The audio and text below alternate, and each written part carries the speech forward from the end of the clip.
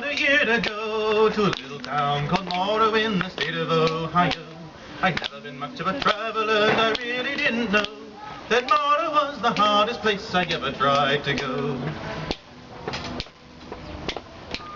So I went down to the station for my ticket and applied for tips regarding Morrow, not expecting to be guide.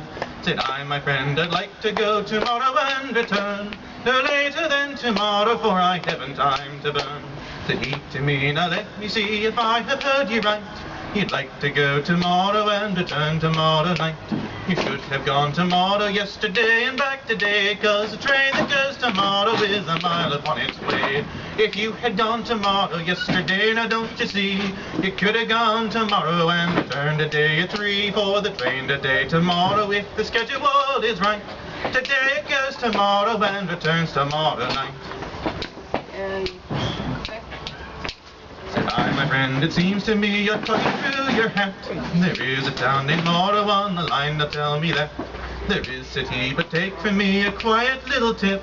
To go from here to Morrow is a 14-hour trip.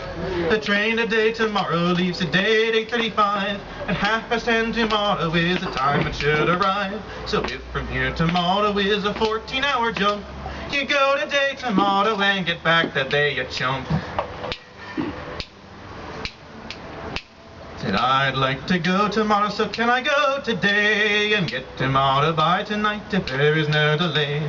Well, said he to me, and I got no more to say. You get anywhere tomorrow and get back again today. Said I guess you know it all, but kindly let me say, how can I get tomorrow if I leave this town today? Said he, you cannot go tomorrow anymore today, 'cause the train that goes tomorrow is a mile upon its way. I was so disappointed, I was mad enough to swear the train had gone tomorrow and it left me standing there. He had no right in telling me that I was a howling jay. I could not go tomorrow, so I guess in town I'll stay.